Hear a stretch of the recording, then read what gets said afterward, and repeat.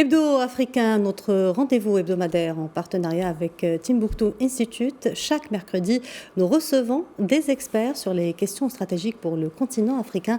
Et aujourd'hui, nous nous intéressons à l'engagement européen au Sahel.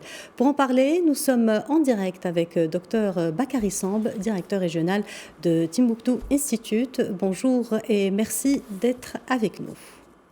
Bonjour et merci de votre invitation. Docteur Bakary Samb, vous suivez depuis des années l'évolution de la situation politico-sécuritaire au Sahel. Quelle rupture marque aujourd'hui la fin de l'opération Barkhane? Oui, comme vous le dites, la fin de l'opération Barkhane au Mali, il s'agit bien du Mali, marque une rupture dans le sens où ce retrait qui serait probablement annoncé ce mercredi à l'occasion d'un mini-sommet à Paris va marquer quand même au nouveau départ. C'est-à-dire que ceux qui sont concernés aujourd'hui, ce sont ces forces multinationales Takuba qui vont aussi probablement se retirer du Mali et qui étaient notamment dirigées par la France et une douzaine de pays européens et de la mission de formation militaire, l'EUTM.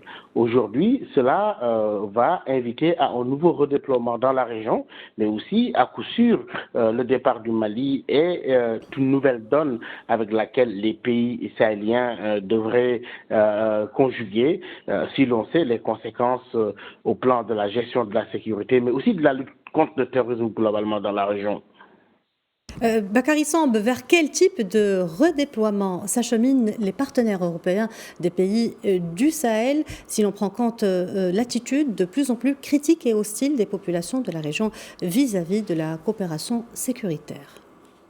Oui, c'est vrai qu'il va y avoir un redéploiement, certainement vers des pays voisins comme le Niger, mais aussi, d'après les informations qui circulent, il y aura un redéploiement dans d'autres pays, notamment vers les pays du Golfe de Guinée, qui de plus en plus commencent à être victimes de ces attaques terroristes. Et je crois que on peut s'interroger si cette décision va signifier la fin des opérations internationales dans le Sahel, mais je crois que les pays européens sentent que les conditions ne sont plus réunies, mais il n'est pas question pour Paris à ce stade de se retirer complètement du Sahel. Le pays qui serait le plus à même de devenir le pivot des opérations internationales est le Niger. Et le président Bazoum apparaît aujourd'hui comme un allié crédible. Je pense que le Niger va être un pivot assez important, mais aussi un redéploiement vers les pays de l'Afrique de l'Ouest, des pays très très importants stratégiquement, comme les pays du Golfe de Guinée, la Côte d'Ivoire et d'autres pays de cette zone. Très bien. À la veille du sommet Afrique-Europe prévu à Bruxelles, pensez-vous que cette nouvelle donne va donner lieu à de nouvelles stratégies conjointes? Et quel est l'avenir de la coopération sécuritaire entre l'Europe et l'Afrique, surtout la place particulière de la France? Oui, il est vrai que la question sécuritaire, qui au début, en tout cas traditionnellement, était une question débattue dans les chancelleries, dans les accords militaires, lors des accords militaires, etc., est devenue une question de préoccupation. Et les sociétés civiles africaines, les populations elles-mêmes se sont intéressées à cette question sécuritaire. On a vu les manifestations contre les convois français au Burkina Faso, mais aussi au Niger. On a vu aussi dans les réseaux sociaux la manière dont les populations africaines commencent à prendre au sérieux la question sécuritaire. Ceci est une nouvelle donne, c'est-à-dire que la France, partenaire traditionnel de ces pays, doit désormais gérer la question des urgences sécuritaires, mais aussi la perception de ces coopérations sécuritaires au niveau des populations.